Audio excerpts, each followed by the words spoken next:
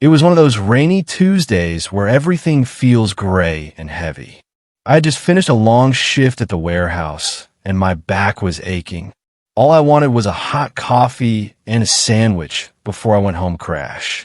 I pulled into the local diner, the kind of place where the seats are taped up with duct tape and the smell of frying onion sticks to your clothes. It was busy for a Tuesday. I stood in line, shaking the rain off my umbrella, just zoning out. That's when I noticed him. Standing at the counter was an old man. He must have been in his 80s. He was small, shrinking inside a tan jacket that looked 2 sizes too big for him. On his head, he wore a faded navy blue hat. The gold lettering was worn out, but I could clearly read the word veteran. He was moving slow, painfully slow. He was trying to count out change to pay for a bowl of soup. His hands were shaking bad, a tremor that made the coins rattle against the counter. He dropped a dime, and it rolled across the floor. "Oh dear," he whispered, his voice thin and shaky. He started to bend down to get it, his knees looking like they might give out.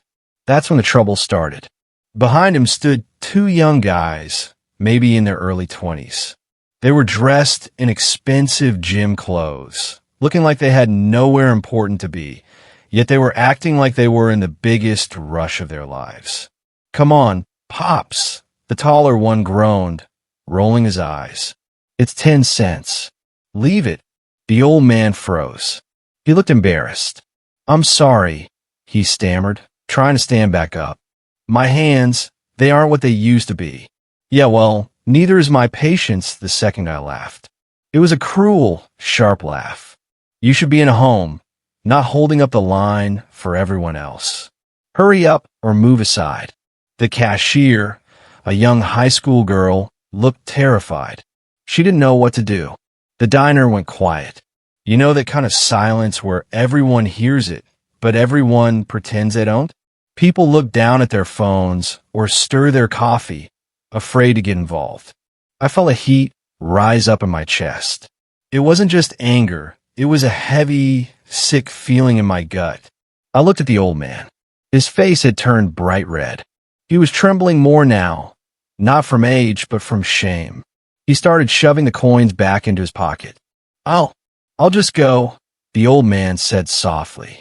"I'm not that hungry anyway." He turned to leave, his head hanging low. That broke me. I didn't think about it. My feet just moved. I stepped out of the line and walked right up to the front, blocking the path of the 2 bullies. I'm not a huge guy, and I'm not a fighter, but in that moment, I felt like I stood 10 feet tall.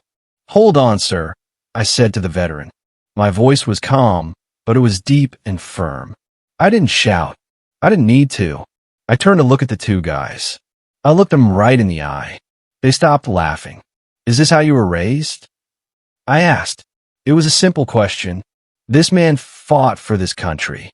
He fought so you could stand here in your fancy shoes and complain about waiting 2 minutes for a burger. The tall one scoffed, trying to act tough. "Mind your business, man. He's taking forever. He earned the right to take his time," I said, stepping a little closer. "He stood on a line for you a long time ago. A much harder line than this one. The least you can do, the very least, is show him some respect." The room was deadly silent now. The bully looked around, realizing he didn't have an audience for his jokes anymore. He saw the glares from the other customers who had finally looked up. He shrunk back. "Whatever," he mumbled, looking at the floor. I turned my back on them completely. They didn't matter anymore. I looked at the old man. His eyes were watery, swimming with tears he was trying to hold back. "Sir," I said gently, "please stay. You were here first." I looked at the cashier. "Put his soup on my bill, and get him a slice of that apple pie, too. Warm it up." The old man looked at me, his lower lip trembling. "Son, you don't have to do that. I can leave." "I know I don't have to," I said, putting a hand on his shoulder. It felt frail, like a bird's wing. "I want to. It will be an honor to buy you lunch." We waited for his food together. The 2 bullies mumbled something and walked out the door without ordering anything. Good riddance. When his food came, I didn't just let him walk away. I grabbed my sandwich and said, "Do you mind if I sit with you? I hate eating alone." He smiled then. It was a real smile that crinkled the corners of his eyes. "I like that very much," he said. "I'm Arthur." "I'm Jack." "Nice to meet you, Arthur." We sat in a booth by the window.